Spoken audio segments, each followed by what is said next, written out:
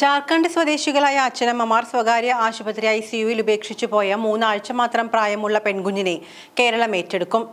1.5 മാസത്തെ ചികിത്സയ്ക്ക് ശേഷം വ്യാഴാഴ്ച കുഞ്ഞിനെ ശിശുക്ഷേമ സമിതിക്ക് കൈമാറും. ആശുപത്രി സൂപ്രണ്ടിന്റെ അഭ്യർത്ഥന മാനിച്ച ആരോഗ്യ വനിതാ ശിശു വികസന വകുപ്പ് മന്ത്രി വീണ ജോർജ് കുഞ്ഞിന് നിധി എന്ന് പേരിട്ടു.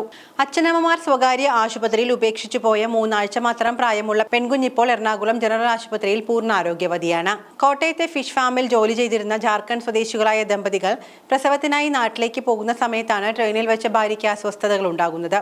തുടർന്ന് തൊട്ടടുത്തുള്ള ആശുപത്രിയിൽ എത്തിക്കുകയും പെൺകുഞ്ഞിന് ജന്മം നൽകുകയും ചെയ്തു. തുടർന്ന് കുഞ്ഞിന് 1 കിലോയിൽ താഴെ മാത്രമേ ഭാരമുണ്ടായിരുന്നുള്ളൂ എന്നതിനാൽ കുഞ്ഞിനെ അവർ സ്വകാര്യ ആശുപത്രിയിലേക്ക് മാറ്റിയ ശേഷം കടന്നുകളയുകയായിരുന്നു. പിന്നീട് വാർത്ത ശ്രദ്ധയിൽപ്പെട്ട ആരോഗ്യമന്ത്രി കുഞ്ഞിന്റെ സംരക്ഷണവും ചികിത്സയും ഏറ്റെടുക്കാൻ നിർദ്ദേശം നൽകുകയും കുഞ്ഞിന് എറണാകുളം ജനറൽ ആശുപത്രിയിൽ എത്തിച്ച് വിദഗ്ധ പരിചരണം ഉറപ്പാക്കുകയും ചെയ്തു. നിധിയുടെ ചികിത്സയ്ക്ക് സ്വകാര്യ ആശുപത്രിയിൽ ചെലവായ തുക ആരോഗ്യ വകുപ്പ് ഡയറക്ടർ നിശ്ചയിക്കുന്ന പ്രകാരം വനിതാ ശിശു വികസന വകുപ്പിന്റെ ബാലനിധിയിലൂടെ അനുവദിക്കാനും തീരുമാനിച്ചു. ഇവിടെ എത്തുമ്പോൾ 950 ഗ്രാം മാത്രമായിരുന്നു കുഞ്ഞിന്റെ തൂക്കം. ഒരാഴ്ചയോളം കുഞ്ഞിന് ഓക്സിജൻ നൽകിയിരുന്നു.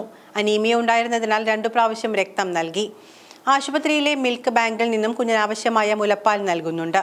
പൂർണ്ണ ആരോഗ്യവതിയായ കുഞ്ഞിനിപ്പോൾ മൾട്ടിവിറ്റാമിനും അയൺ ഡ്രോപ്സും മാത്രമാണ് നൽകുന്നത്. ഇപ്പോൾ കുഞ്ഞ് 37 ആഴ്ച പ്രായവും 2.5 കിലോ തൂക്കവുമുണ്ട്. സാധാരണ കുട്ടികളെ പോലെ പാൽ കുടിക്കുവാൻ കഴിയുന്ന അവസ്ഥയിലാണ് കുഞ്ഞിനെ ശിശുക്ഷേമ സമിതിക്ക് കൈമാറുന്നത്.